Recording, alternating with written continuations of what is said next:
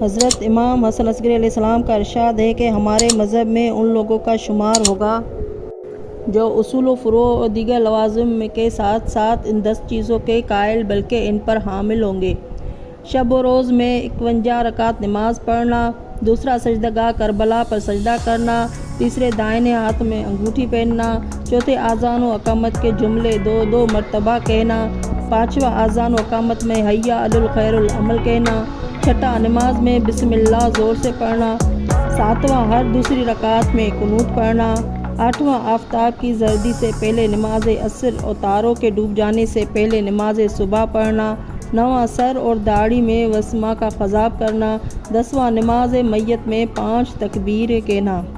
حضرت امام حسن عسکری علیہ السلام چند عظیم اصحاب جن میں احمد ابن اسحاق قمی بھی تھے، ایک دن محمد بن ابی علامہ ہمدانی یحییٰ بن محمد بن جریح بغدادی کے درمیان 9 ربیع الاول کے یوم عید ہونے پر گفتگو ہو رہی تھی۔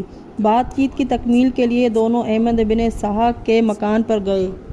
دق الباب کیا، ایک عراقی لڑکی نکلی، آنے کا سبب پوچھا، کہا احمد سے ملنا ہے۔ اس نے کہا وہ اعمال کر رہے ہیں۔